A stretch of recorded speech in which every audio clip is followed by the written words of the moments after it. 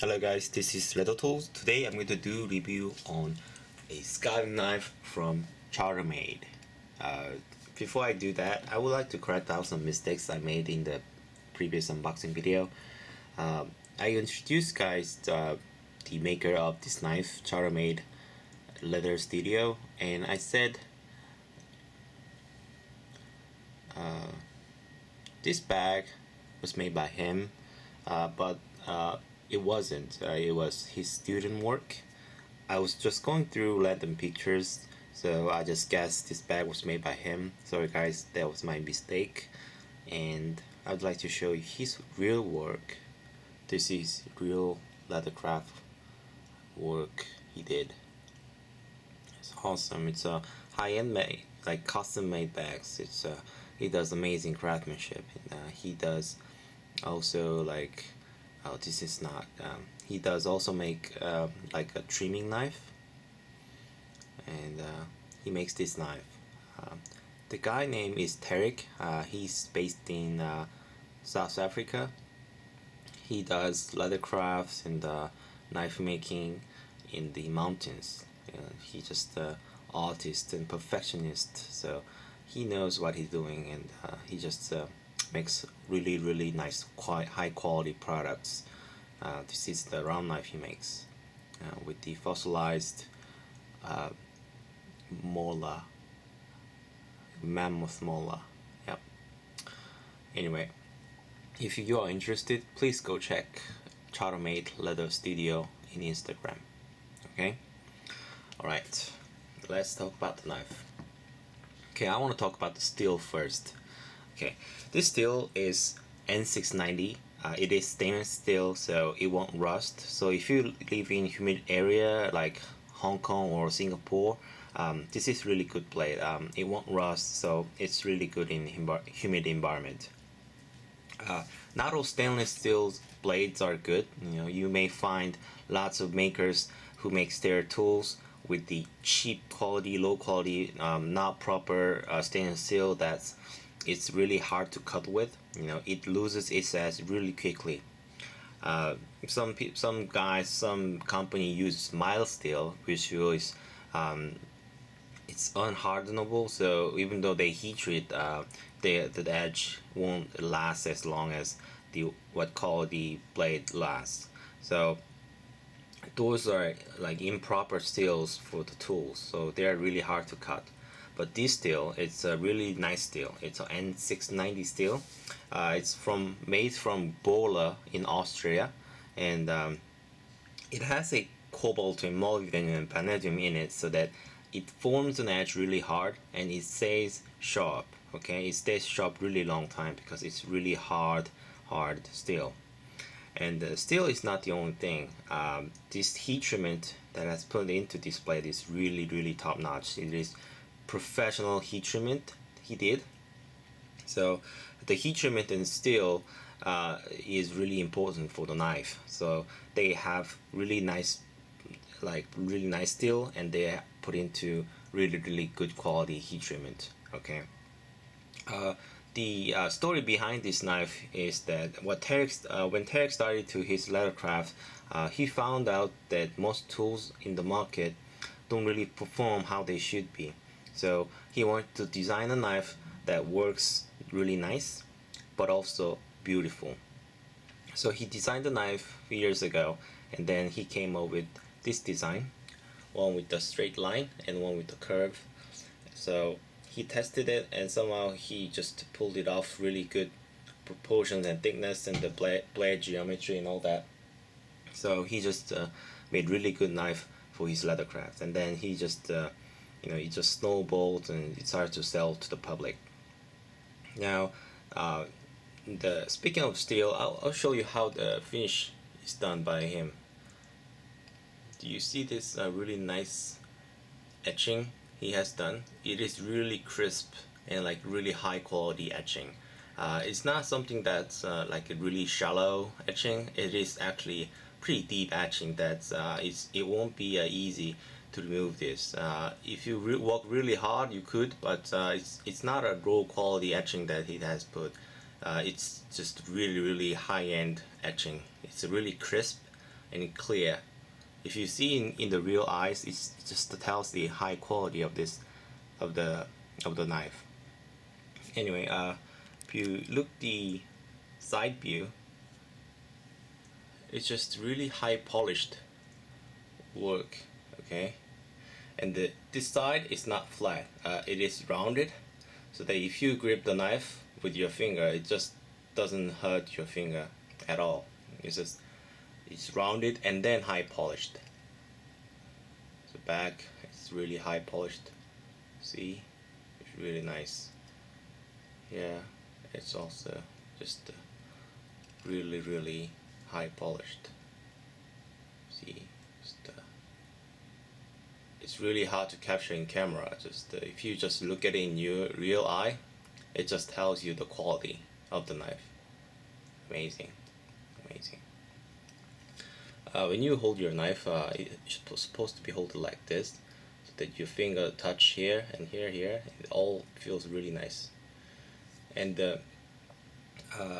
this is high polished finish he puts into, and I have lots of tools that are high polished, like a mirror from the makers, and then like after a few use, just when tools are touched with like a tissue or anything that's soft material but a little bit abrasive, they get scratched, really fine scratches on the blade, and really high polished blade gets like a scratch look very easily.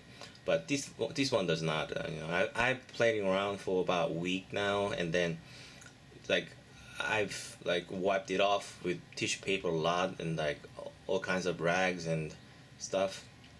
And even sometimes when you make a sheath for the knife and you put it in a sheath and pull it out, sometimes it gets scratched from the sheath, leather. But this blade finish is just really strong that it doesn't lose its mirror finish easily. Okay, it doesn't lose it easily. It just stays polished like this. I think this polish really lasts really long time. Just this amount of detail work and this finish he does is just amazing. Alright, next we go to ferrule part. I said brass in the unboxing video, sorry guys, I was just so excited that I wasn't thinking what I was saying. Okay, sorry. This is copper, okay? This is copper that he put it into. It's a copper ferrule patina nicely over the use. Hand sweat, hand grime will patina this beautifully. This wood is called Kiat. It's K-I-A-A-T. This is like kind of looks like teak, but it's African wood, Kiat. Okay, it's used in nice furnitures or like tables, high-end tables, like really good tables.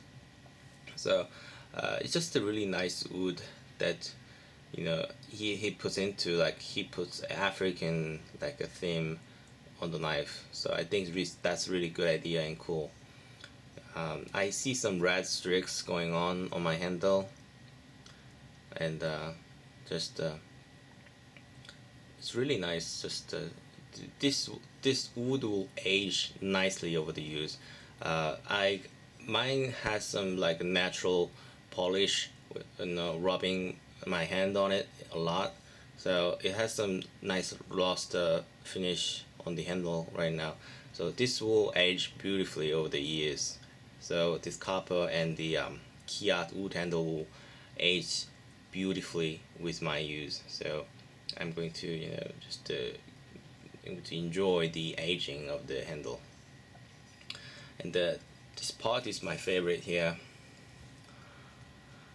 If you see, do you see where the blades hang? What I mean is the part that inserted in the handle and the wood handle. Do you see there's no gap between those two? Okay, this is usually this shows the high quality craftsmanship he puts into. As a knife maker, I make knives too, and I know how hard it is to make it just like this. It is really time consuming, and you can fail a lot of times if you don't do it correctly. And there are things could go wrong in the process of doing this, and he just pulls it off really nicely. Just really no gaps between here. See what I'm talking about here? No gaps between the handle and the blade. Just amazing work. That's the part where I look for when I receive tools. I'm just so obsessed with the quality and the just things like this, and these are the part where most makers don't really care, because it's really hard to do and it's just really time consuming. It just takes time and effort to do this, but he just did perfectly. He's just a perfectionist to make a tool like this. This is like really well made, like a handmade, almost custom knife he does. Okay, and the handle just feels wonderful. Okay, just melts in your hand. Just it just feels nice. You may think the handle is like turned from the lathe, but it's not. It's like a hand shaped handle uh, uh, to fit the handle ergonomically. Okay, so it just feels wonderful in the hand. You may grip like this, or you may grip like this. Okay, this is how he recommends the knife to hold. I'll show you in part 3 how to skive. But this is the proper way of holding this knife. Just you know just feel really nice in the handle, in the hand. Like just feels right and comfortable in the hand. So he did like a awesome handle geometry. Just really nice. Okay, so let me show you how sharp it is, just to show you in camera. I just found out that there's a good way to show you the sharpness of the display. You see this?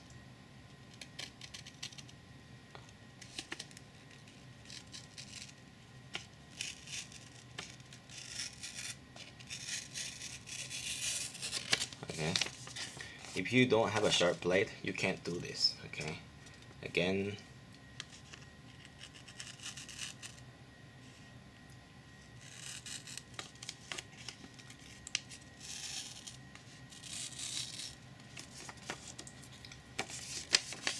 it's hard to do on camera, but yep. Oops, sorry, it was wrong angle again. Yep, it's really sharp. It's sharp from his workshop, and it's sharp. You can just resharpen it with just dropping. It's not a really hard steel to sharpen. You can just sharpen back this razor shaft just from dropping. So you don't really need special stone to sharpen this. You just need a good strop with a polishing compound on it, and you can just drop it, and it's just back razor sharp. It's just really he just put really nice thinking and design and like a trial to like make this knife. Its display stays really sharp very long time, and it sharpens so easily. You can just drop it and then it's back to razor sharp. What's dropping is that you have a leather paddle and you have a polishing compound on it, and then you can just pull your knife through it, and it's sharp again. You don't need any special steel.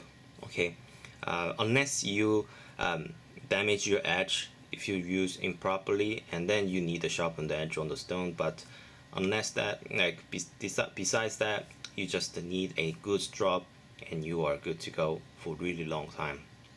No stones are needed. Okay, I will go into details about the price and where to get this knife. If you are, as of 2016 in September, if you are living in US, there is a supply in the US. It's called Rocky Mountain Leather Supply. It's pre-order now, but he's going to have a stock in a few weeks. I'll put a link down in the description box. You can get it from him. If you live outside the US, you can contact directly to Tarek. The price of this knife is $165 US plus shipping, and the shipping is average about $40 US. If you live close to South Africa, it's less than $40 US, but if you live far from South Africa, it will cost more. So average cost about 40 US dollar, but those price will change in the future because the things like gets expensive a lot. So it's just the average price of 2016 September, and the price of this knife might go up too. So if you're watching this like in the future, like 2018 or something, the price will might different. So you have to get the exact quotation from Tarek.